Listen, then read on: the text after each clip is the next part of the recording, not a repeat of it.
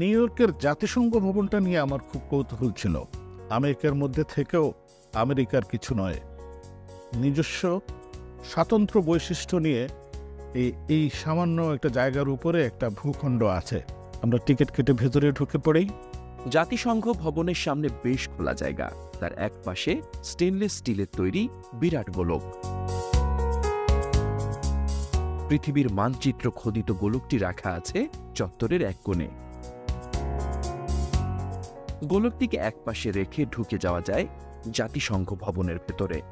যদিও নিউ ইয়র্কের ম্যানহাটন এলাকায় এই জাতিসংঘ ভবনটি অবস্থিত, তথাপিও আমেরিকার কোনো আইন দ্বারা চালিত হয় না এই ভবনটি। জাতিসংঘের নিজস্ব নিয়মেই এখানে চালিত হয়।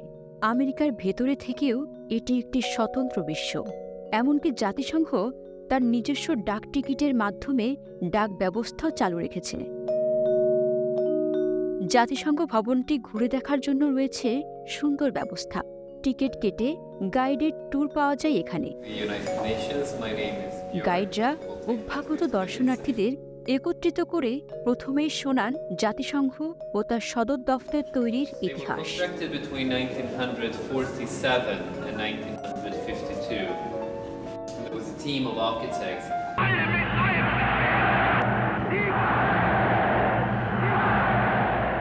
দ্বিতীয় বিশ্বযুদ্ধকালে মার্কিন প্রেসিডেন্ট ফ্রাঙ্কলিন রুজভেল্ট, ব্রিটিশ প্রধানমন্ত্রী উইনস্টন চার্চিল ও সোভিয়েত প্রধানমন্ত্রী জোসেফ স্টালিন একাধিকবার একত্রিত হয়েছিলেন যুদ্ধকালীন পরিস্থিতিতে তাদের কৌশলগত অবস্থান চিহ্নিত করতে। অবশেষে তারা একত্রিত হয়ে তৈরি করেন জাতিসংঘ। দ্বিতীয় বিশ্বযুদ্ধের পরপরই বিশ্ব শান্তি, আন্তঃরাষ্ট্রীয় সৌহার্দ্য, ঘটমান জটিলতা এবং মানবাধিকারকে উৎসাহিত করার লক্ষ্যে 1945 সালের 24 অক্টোবর গঠিত হয়েছিল জাতিসংঘ। জাতিসংঘের সদর দফতর তৈরির জন্য পৃথিবীর বিভিন্ন প্রান্ত থেকে নামিদামি স্থপতিরা প্রতিযোগিতায় অংশ নেন।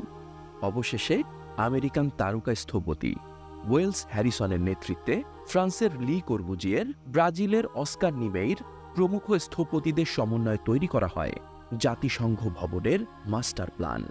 স্টিল ফ্রেমের সাথে কাঁচ আর পাথর বসিয়ে সুউচ্চ ইমারত নির্মাণের সূচনা হয়েছিল লি কর্বুজিয়ের ডিজাইন করা এই টাওয়ারটিতে।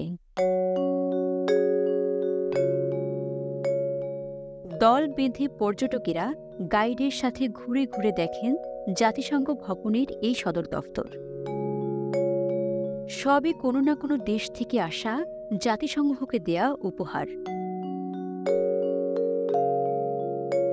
আর এইসব ছবি কথা বলে শান্তি ও সৌহার্দ্যের মানবিকতার। জাতিসংঘ সদর দফতরের এই তলায় বসে সাধারণ অধিবেশন। বছরে একবার 191টি দেশের প্রতিনিধিরা এই ঘরে বসে নিজ নিজ দেশের প্রতিনিধিত্ব করেন। জাতিসংঘের সাধারণ পরিষদের এই বিশাল বৈঠক ঘরটি নানা ঐতিহাসিক ঘটনার সাক্ষী। পৃথিবীর প্রায় সকল দেশের রাষ্ট্র বা সরকার প্রধানেরা এই হলঘরটিতে বসেই বিশ্ব শান্তির পক্ষে মিটিং করেন। উৎসাহী পর্যটকেরা যখন তখন যে কোনো আসনে বসে পড়েন, কেউ কেউ ডায়েসে গিয়ে ছবিও ওঠান।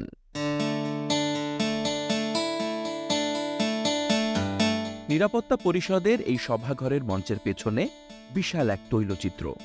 দ্বিতীয় মহাযুদ্ধের গ্লানিময় স্মৃতি থেকে বিশ্বকে মুক্ত ও শান্তিময় রাখার ধারণা নিয়ে এই চিত্রকর্মটি করা হয়।